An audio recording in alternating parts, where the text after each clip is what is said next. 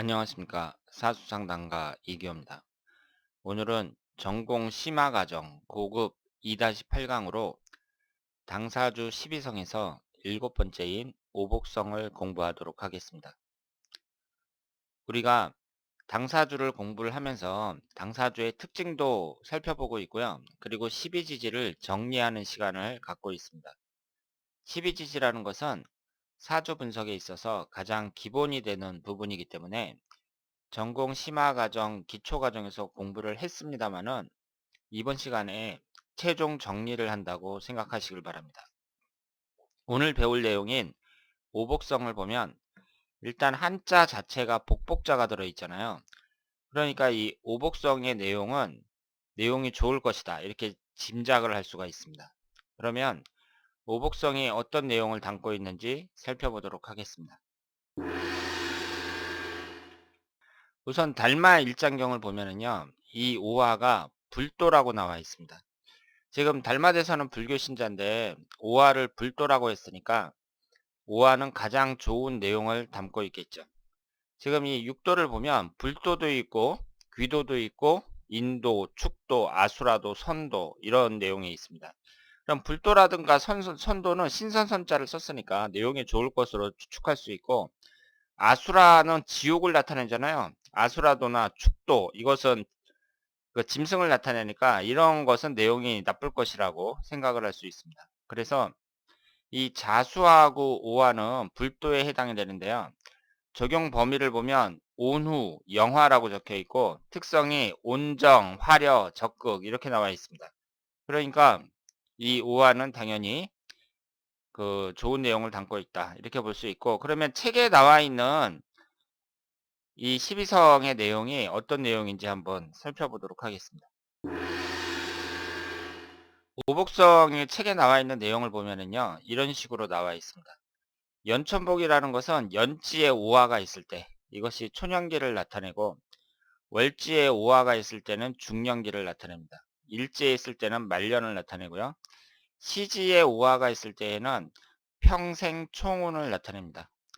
여기 내용을 보시면 내용이 전부 다 좋습니다. 음덕으로 무난하게 학업에 종사할 수 있고 학업은 물론 사업 분야에서도 두각을 나타내고 기본적으로 배우자와의 덕과 제복이 있다.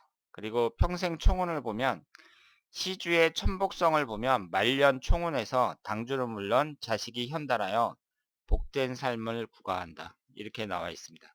그러니까 당사주 12성에서 이 오복성의 내용은 좋은 내용이다. 이렇게 생각을 하시면 되겠고요. 그러면 우리가 12지지에서 이 오화라는 것이 어떤 특징을 갖고 있는지 다시 한번 살펴보도록 하겠습니다. 지금 여기에 보시면은요.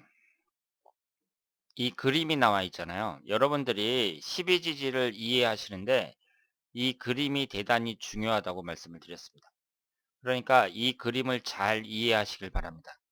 동그랗게 되어 있는 것은 태양이라고 생각을 하시고요. 여기에 12지지가 나와 있는데 일단 이것을 월운으로 생각을 하세요. 그래서 오늘 배울 내용은 오화에 해당이 되잖아요. 이 오화라는 것은 음력으로 5월입니다. 양력으로 6월이고요. 그리고 방향을 봤을 때에는 정확하게 남쪽에 있어요. 자수가 북쪽에 있고 이 자수와 대칭을 이루면서 남쪽에 있습니다. 그리고 유금은 서쪽에 있고요. 그리고 묘목은 동쪽에 있습니다. 그래서 정남 방향이 되고요. 이 오화가 화기운을 나타내잖아요. 그래서 사오미 남방 화국의 정점이라고 되어 있는데 이 사화, 오화, 미토 이때가 가장 더울 때를 나타내죠. 그래서 그 중에서도 정점에 해당이 되는 것이 바로 이 오화라고 볼 수 있습니다. 그러면 우리가 단순히 생각할 때 음력 5월에 해당하는 시기가 가장 더운 시기냐 이렇게 또 생각을 할지 모르는데 실제로 가장 더울 때는 양력 7월이죠. 그러니까 음력 5월이 아니라 음력 6월, 미월이 가장 덥습니다. 그런데 이 지구라는 별이 완전히 동그란 원이 아니잖아요. 약간 타원형으로 구성이 되어 있고 지축이 21.4도가 기울어져 있습니다. 그러니까 완전히 동그란 원이라면 이 음력 5월이 가장 더워야 되는데 이게 지축이 기울어져 있으니까 축월일 때 가장 춥고 그리고 미월일 때 가장 덥다. 이렇게 말씀을 드릴 수 있겠습니다. 그래서 이 음력 5월에는 망종과 하지가 있는데요. 하지라는 것은 낮이 가장 길다는 것을 나타내고 망종이라는 것은 보리가 익어서 먹을 수 있는 시기다. 이렇게 말씀을 드릴 수 있겠습니다. 그리고 여기 파란색으로 되어 있는 것이 이제 음과 양의 구성비가 나와 있는데요. 지금 오화는 이름 오양으로 나와 있습니다. 그러니까 사화가 육양이었다가 양으로만 100% 돼 있다가 음이 생기기 시작하는 거죠. 그러면 새로운 음이라는 에너지가 생기기 시작했다는 것은 변화를 나타냅니다. 그래서 이 오화라는 것은 변화라는 그런 특징을 담고 있다고 볼 수 있고요. 이름 모양으로 절정인 양의 기운 속에서 음이 발생합니다. 그리고 하루 시간으로 나타날 때에는 오전 11시 반에서 1시 반에 해당이 되죠. 그러니까 해가 중천에 솟아 있을 때 이때에 해당이 됩니다. 그리고 낮 12시, 그러니까 보통 이때는 이제 점심을 먹고 그럴 때죠. 이때가 이제 오화에 해당이 됩니다. 그래서 이 오화라는 것은 활활 타오르는 뜨거운 불을 나타내요. 제가 이 사화를 공부할 때 이것은 뜨거운 불보다는 빛, 라이트를 나타낸다. 이렇게 말씀을 드렸는데 이 오화라는 것은 금을 녹일 수 있는, 쇠를 녹일 수 있는 뜨거운 불을 나타낸다고 생각을 하시면 되겠습니다. 그러면 사람의 성장기로 봤을 때 일단은 뭐 임목, 묘목 지나면서 유소년기를 이제 지나고 오화가 됐으면은 청년기인데 청년기 중에서도 좀 많이 성장한 청년이라고 볼 수 있겠죠. 그래서 장년이 된 인간이 부지런히 재물을 모아 쌓는 것, 푸른 초목이 열매를 맺기 시작한다. 이렇게 말씀을 드렸는데 나무가 자라서 열매가 생기기 시작하는 때, 이때가 오화라고 말씀을 드릴 수가 있습니다. 그리고 달마일장경에서 보신 것처럼 불도를 놓아서 음떡과 양떡으로 부귀해지는 격이다. 음떡과 양떡이라는 것은 하늘에서도 나를 돕고 그리고 인간 세계에서도 좋은 사람들을 많이 만나서 그 음양으로 부귀해지는 격이다. 이렇게 생각을 하시면 되겠습니다. 그러니까 이 오화라는 것은 좋은 의미를 담고 있다고 말씀을 드릴 수 있겠습니다. 그러면 우리가 이 오화의 기본적인 성격을 살펴봤는데요. 좀 더 자세히 한번 들어가 보도록 하겠습니다. 오라는 것은 말을 나타내잖아요. 동물로. 이 말이라는 동물은 상당히 유용한 동물이죠. 예전에는 차가 없었으니까 교통수단으로 말을 타고 다녔습니다. 그리고 말은 복을 지니고 있는 동물로 사람들이 생각을 했습니다. 그리고 우리가 흔히 말이라고 하면 옛날에 이제 말을 타고 넓은 광야를 달리는 그런 그 활동적인 모습을 나타내잖아요. 그러니까 말은 펄펄 뛰어다니는 활동성을 나타냅니다. 광야를 열심히 뛰어다니는 전쟁을 할 때도 그렇고 장군이 말을 타고 그 광야를 누비는 거죠. 그래서 말이라는 동물은 역동적이고 활동성을 나타낸다고 볼 수 있습니다. 그리고 여러분들이 말을 자주 볼 기회는 없잖아요. 동물원이라든가 아니면 제주도 같은데 이런 데 갔을 때 말을 잠깐 보셨을 것 같은데 말이 누워있는 거 보신 적이 별로 없을 거예요. 말이라는 것은 항상 서 있습니다. 여기 서서 자는 습성으로 쉽게 포기하지 않는 강인함이 있다. 이렇게 제가 적었는데요. 말이 서서 자기도 하는데 실제로는 누워서 자기도 해요. 옆으로 이렇게 딱 누워서 자는데 하루에 몇 시간만 그렇게 잡니다. 그래서 말이 누워있는 모습을 보는 것이 쉽지가 않습니다.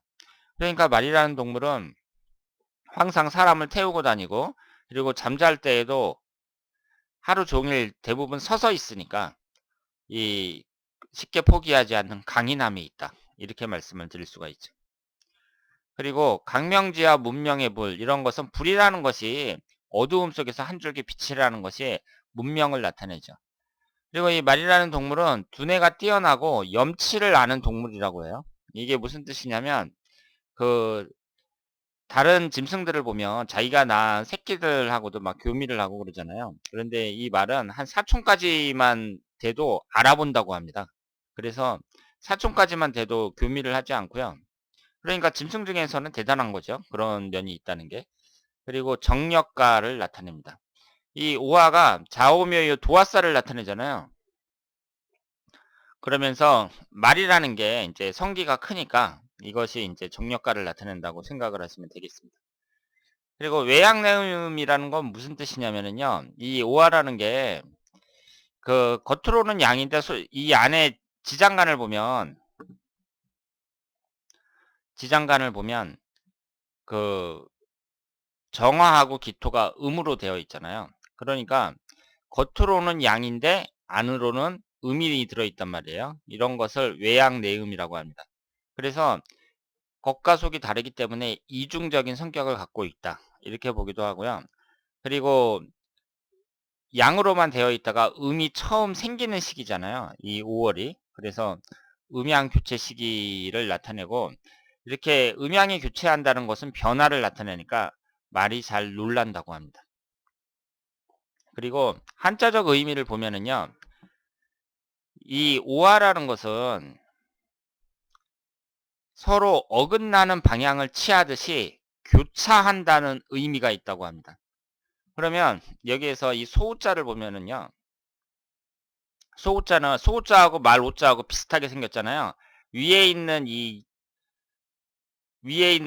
뿔만 없단 말이에요. 그러니까 소처럼 비슷하게 생겼는데 말은 뿔이 없으니까 그 말 오자는 이 소자에서 위에 있는 이 짝대기가 없는 그런 형태를 취하고 있습니다. 그리고 이것이 그 검시할 오자, 거스를 오자 뭐 이런 식으로 사용이 되고 있는데요. 이 마로자는 올라갔다 올라갔다 하는 것처럼 어긋나다, 교차하다라는 핵심적인 뜻을 품고 있어서 이 검시할 오자, 이 검시할 오자라는 것은 그 죽은 시체를 이렇게 검사하는 것을 검시한다고 하거든요. 그런데 사람의 죽음에 대해서 이승 사람인가 저승 사람인가를 살피는 것처럼 서로 어긋나게 의심을 품고 살피는 그 옛날의 검시관을 나타낸다. 이렇게 볼 수가 있고요. 이 거스를 오자는 마음이 올라갔다 내려갔다 하는 것처럼 서로 어긋난 뜻이 됩니다. 그래서 그 마루자는 서로 어긋나는 방향을 취하듯이 교차한다는 의미가 있다는 거, 이 점을 명심하시길 바랍니다.